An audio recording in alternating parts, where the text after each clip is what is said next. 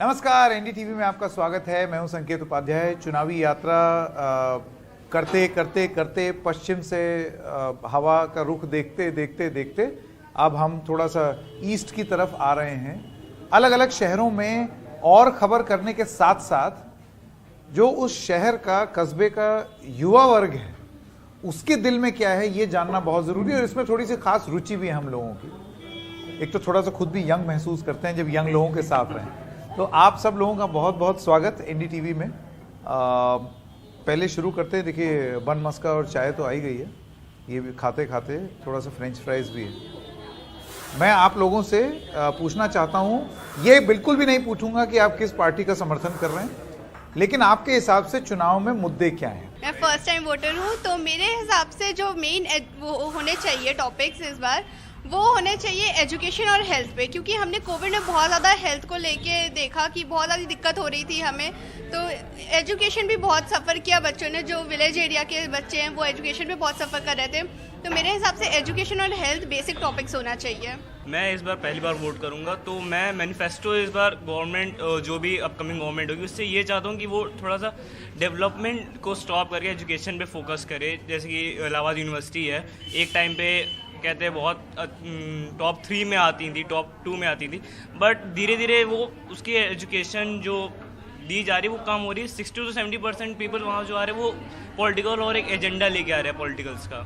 जहाँ तक मुद्दे यहाँ ये होंगे, मुद्दे मैं ये चाहता हूँ कि यहाँ डेवलपमेंट की बात हो in terms of what, in terms of education system, in terms of job opportunities, in terms of prices related to oils and other necessities. यहाँ मुद्दे मंदिर और गाय नहीं होना चाहिए जो इन्होंने बना के रखा हुआ है गवर्नमेंट की बात। दूसरी बात, जहाँ तक टैक्स पेयर्स की बात है, जनरेशन की बात है, खजाने की इस देश के या फिर स्टेट के, आप हमें नौकरी दीजिए, हम कमाएंगे पैसे तभी तो टैक्स पे करेंगे। यहाँ पे आप हमें नौकरी नहीं दे रहे। यहाँ पे उत्तर प्रदेश में ऐसे कितने लोग होंगे जो जिनकी इनकम 4 से 5 लाख रुपए होगी। ये जो कह रहे थे कि माहौल बनाइए, यहाँ पर नौकरियां हों तो हम और टैक्स देंगे, सरकार का ये कहना है कि उससे सबसे पहली चीज़ जो होनी चाहिए वो है कानून व्यवस्था। शांति रहेगी तभी तो विकास होगा। तो वो कह रहे हैं हमने 5 साल में शांति का माहौल बनाया है, अब नेक्स्ट 5 साल में हम और नए प्रॉमिस करेंगे।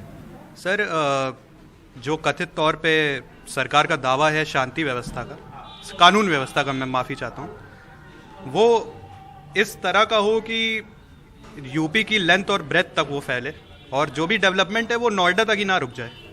अच्छा, हाँ तो बहुत बड़ी बात। हाँ, देखिए, मतलब सारा विकास जो है वो नोएडा तक रुक जाता है। ऐसा ना हो, मतलब मैं ये ऐसा चाहता ना हूँ हो। ऐसा हाँ, ना हो। हाँ। पिछले चुनाव में 2017 में भाजपा को इसलिए चुन के लाया गया था क्योंकि लोगों को वो बेहतर ऑल्टरनेटिव लगे बाकी पार्टीज से। तो अगर ऐसे में अब वो हर चीज़ में एक कंपैरिजन क्रिएट करेंगे कि मतलब हम लोगों ने अपनी गलतियां छुपाने के लिए कि पहले तो और बदतर थी चीज़ें, तो आपको तो लाया ही इसीलिए गया था ना, आपको तो चुना इसलिए गया था क्योंकि आप बेहतर थे। तो अब आप तब पे भी ये बात करेंगे तो वो जायज़ नहीं है ना। बहुत ही सवाल भी तो हम हमेशा अपनी रूलिंग पार्टी से पूछेंगे ना, जो सत्ता में है, कि हम उससे पूछे जो आई नहीं आई। आप सत्ता में हो तो आप जवाब दोगे, आपके पास यही जवाब है, आप क्या किया करते थे। अरे ये कौन सी बात है, आपसे सवाल पूछेंगे, आप हमारी गवर्नमेंट हो। ये आप इनकी तरफ देख के क्यों बोल रहे हैं? आप सिर्फ अपने ही नहीं। आता हूँ, वापस आता हूँ। हाँ, आप ये देखिए, ये एक ज़रूरी बात बोली गई। आपको लगता है एक माहौल ऐसा बना कि सारे लोकतंत्र को मजबूत करने के लिए सारे सवाल विपक्ष से पूछे जा रहे हैं। मैं आपसे जानना चाहता हूँ, आपका विषय रहा है हेरिटेज बचाना। आपको क्यों लगता है कि ये रेलेवेंट है? क्योंकि चुनाव में तो मुझे नहीं लगता है इसको बहुत ज़्यादा तवज्जो दी जाती है। देखिए, हम एक लोकल रिप्रेजेंटेटिव को वोट कर रहे हैं एंड हमारा एक ये भी मोटिव होना चाहिए कि हमारा सिटी कैसे प्रोजेक्ट हो रहा है। हमारा सिटी सिर्फ एक होली प्लेस नहीं है, यहाँ आपका लार्जेस्ट हाई कोर्ट है इंडिया का, आपका यूनिवर्सिटी है, आपके इसके काफ़ी इंस्टीट्यूशंस हैं। प्रयाग संगीत समिति नेशनल रिप्यूट का है, बट कौन चर्चा करता है, उसको हाईलाइट कौन करता है? हिंदी साहित्य सम्मेलन का आप जाके हाल देखें तो जो ऐसे इंस्टीट्यूशंस हैं, जो बाकी चीज़ें हैं, इलाहाबाद की जो आइडेंटिटी रही है ओवर द ईयर्स, उस पर भी फोकस होना चाहिए। ये एक लोकल इशू है, हम लोकल रिप्रेजेंटेटिव से इस पर क्वेश्चन कर सकते हैं। होता क्या है कि आप उसको ब्लेम करेंगे, वो किसी और को ब्लेम करेंगे। हम आपसे क्वेश्चन पूछ रहे हैं, मैं कहता हूँ बीजेपी आए, कांग्रेस आए, कोई भी आए, but at least have the courage to answer the questions. आप आंसर ही नहीं करेंगे तो पब्लिक आपको कैसे चुने? हमने प्रयाग और इलाहाबाद के बारे में बात करी, तो ये लिटरेरी कैपिटल रहा है हमेशा से, और आपके ठीक 100 मीटर पे यहाँ भारद्वाज आश्रम है, और 300 मीटर पे इलाहाबाद यूनिवर्सिटी है, और इलाहाबाद यूनिवर्सिटी के ठीक सामने रुडयार्ड किपलिंग का घर है। तो आज आप ठीक अभी मैं आपसे दरख्वास्त करूँगा कि आप वहाँ जाके विजिट करें। बहुत ही दयनीय स्थिति में है रुडयार्ड किपलिंग का। एक किपलिंग सोसाइटी थी इंग्लैंड की, इंटरनेशनल सोसाइटी, जिसने एक प्लाक वहाँ सेटअप किया है, और वहाँ पर रुडयार्ड किपलिंग का घर है। और आप भारद्वाज आश्रम जाइए तो भारद्वाज आश्रम का डेवलपमेंट हुआ है, प्रमोशन हुआ है, हेरिटेज प्लाक लगा है, वेबसाइट्स पे नाम है उत्तर प्रदेश पर्यटन की वेबसाइट जो है, और कई प्रमोशनल जो भी कैंपेन्स रहे। तो आपका ये कहना है कि जो धरोहर है वो सारी धरोहर का ध्यान रखा जाए, सिर्फ एक धरोहर का नहीं। एक होलसम डेवलपमेंट होना चाहिए और पैरेलली दोनों को साथ में लेके चलना चाहिए। एक ये चीज़ हो जाती है कि भाई ये इस धर्म से रिलेटेड है, वो उस धर्म से रिलेटेड है, या मुगल से रिलेटेड है, तो हम इस पे फोकस नहीं करेंगे, हम दूसरी चीज़ पे। मैं कह रहा हूँ आप सारी चीज़ों पे फोकस करिए, बिकॉज इलाहाबाद की बहुत परतें हैं। आप ये नहीं कह सकते कि ये सिर्फ हिंदुओं से जुड़ा है या मुगलों से जुड़ा है। बाद में ब्रिटिशर्स आए, उन्होंने अपनी बहुत लेगेसी, बहुत इलाहाबाद में इंस्टीट्यूशन, स्कूल्स खोले हैं, उनकी अलग इंपॉर्टेंस रही है सिटी को एजुकेट करने में। जो पुराने चर्चेज हैं उन पे भी फोकस करिए। आपने कुंभ को तो नो डाउट बहुत अच्छा बना दिया, अच्छे स्तर पे कर दिया। तो सारी संस्कृति जो है उसको आप बचा करके रखें। हाँ, स्मार्ट सिटी के नाम पे जो हेरिटेज होता है आप उस पे फोकस नहीं करते। ये लगता है कि रोड वाइडनिंग में आ रहा है, इसको तोड़ दो। कंसल्ट एंड एक्सपर्ट है, आप एक्सपर्ट से बात करिए।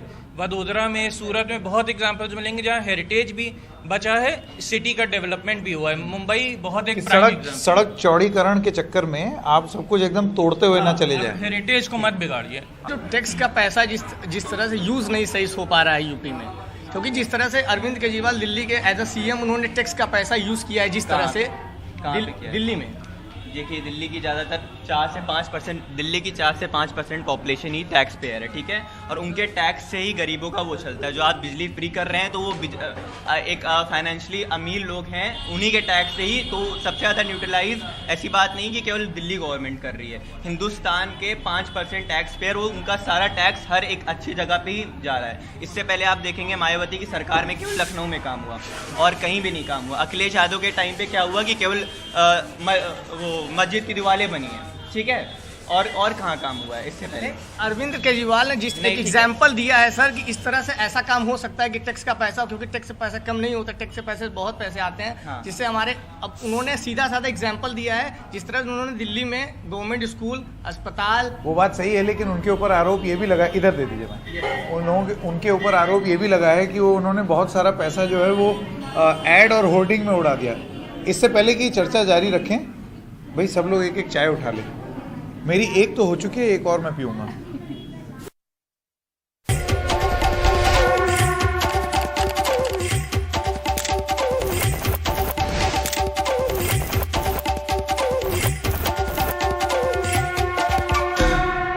अब इस तरफ आता हूँ। हाँ, आपने सुना, मैं आपसे ये जानना चाहता हूँ कि बहुत सारी बातें जो बोली जा रही थी वो आपकी तरफ देख करके बोली जा रही थी, जैसे कि आप सरकार हैं। क्या है ना, उन्होंने जवाब मुद्दा दे तो दीजिए। बहुत अच्छा रेस किया कि सब नोएडा में होता है। तो जब मायावती जी की सरकार थी बहुत कुछ सिर्फ लखनऊ में होता था, अखिलेश यादव की सरकार थी तो बहुत कुछ सिर्फ लखनऊ में होता था। तो क्या सिर्फ उन्हें वहीं तक करना था क्योंकि वो उत्तर प्रदेश का कैपिटल था? बिल्कुल स्पेशल इकोनॉमिक जोन बनाए क्योंकि हम कैपिटल के बगल में हैं और हमारे पास बिल्कुल जेवर एयरपोर्ट आ रहा है, 5 सालों में बन के खड़ा हो जाएगा। इकिया का इतना बड़ा स्टोर आ रहा है, पर क्या आप ये देख रहे हैं कि वो भी अपनी पूरी कोशिश कर रहे हैं कि बड़ी बड़ी फैक्ट्रीज आए, एम्प्लॉयमेंट बढ़े। कहीं ना कहीं हर आदमी छोटे शहर से निकल के बाहर का एक एक्सपोजर चाहता है और वो दे रहे हैं। आगरा जैसे शहर में एक बड़ी इंग्लिश फुटवेयर कंपनी आती है और अपने आप को स्टैब्लिश करे, क्या ये एम्प्लॉयमेंट का तरीका नहीं है? क्या वो एम्प्लॉयमेंट नहीं रहा है? क्या कानपुर हमेशा से इंडस्ट्रियल सीट नहीं रहा है? क्या इलाहाबाद हमेशा से सीट ऑफ गवर्नेंस और स्पिरिचुअलिटी नहीं रहा है, या बनारस नहीं रहा है? तो हर चीज धीरे धीरे होती है। कुछ समय क्योंकि अब कम है तो जल्दी जल्दी आप अपनी बात करें। आप हम लोग एक्सपोजर की बात कर रहे हैं तो हम लोग बाहर जाके ये एक्सपोजर क्यों ले रहे हैं? अगर इलाहाबाद में हमें वो एक्सपोजर मिले तो वो हम लोग के लिए ज़्यादा अच्छा है। तो जो भी हम लोग बाहर जाके नौकरी कर रहे हैं, जो फैक्ट्रीज बाहर आ रही है वो इलाहाबाद में क्यों नहीं आ रही है, या हमारे प्रयागराज में क्यों नहीं आ रही है? ऐसा माहौल क्यों नहीं है? हाँ, ऐसा माहौल क्यों नहीं है हमारे प्रयागराज? यहाँ पे कुछ नहीं है, सिर्फ वो मंदिर, अपने मंदिर पे ध्यान देते हैं और एजुकेशन सिस्टम को तो पूरी तरीके से उन्होंने ख़राब कर दिया है मेरे हिसाब से। बिल्कुल जैसे कि इन्होंने कहा जॉब्स इंटरप्रेन्योर्स देते हैं, गवर्नमेंट नहीं देती। गवर्नमेंट सरकारी जॉब देगी, जैसे कि वो इंटरप्रेन्योर तो सरकारी जॉब ही तो दे। एक सवाल ये भी है कि कहाँ सरकारी जॉब दे। पहले के पढ़े हुए उनके पास जो डिग्री, कितने तो लोग खरीद के लिए, ये इस सिटी की आप जानिए ना, कहते लोग बहुत ज़्यादा पढ़े लिखे पहले के नहीं थे, जो पढ़ रहे हैं वो अब अच्छे से पढ़ रहे हैं। एजुकेशन थोड़ी डेवलप हो रही है ना, आपने 5 साल दिया है, उन्होंने टूरिज्म वो कहते हैं वो हेरिटेज नहीं डेवलप हो रहा। अरे जब हिंदुस्तान में है तो पहले हिंदुत्व बढ़ाएंगे ना, बाकी चीज़ें जो है वो बढ़ती रहेगी ना। 5 साल दिए, 3 ही साल हुआ है ना अभी। इधर लाइए, आपने जो है वो एक ऐसी बात की है जिसपे तुरंत बहुत तीखी टिप्पणी आएगी। हिंदुस्तान एक ऐसा देश है जहाँ पर सब धर्मों को, और ये कोई भी पार्टी है एटलीस्ट मुंह पर तो यही बोलते हैं कि हर धर्म जो है वो उतना ही ज़रूरी है, कोई एक धर्म का देश नहीं है। तो किसी भी एक चीज़ को प्रमोट करना और अगले को नहीं प्रमोट करना, ये भयंकर रूप से विवादास्पद है, और यही चीज़ यहाँ पर बोली जा रही थी। तो ये एक ऐसा ट्रिकी सब्जेक्ट है ना, ये ज़रा हम समेट नहीं पाएंगे इतने कम समय में। लेकिन एक चीज़ जो ज़रूरी जो यहाँ से निकल करके आई वो ये थी कि आप सब इस चीज़ को मानते हैं कि शिक्षा और स्वास्थ्य, इन दोनों चीज़ों को आगे रख कर ही काम होना चाहिए आगे, और संभवतः आगे चल के मतदान भी इसी चीज़ पर होगा।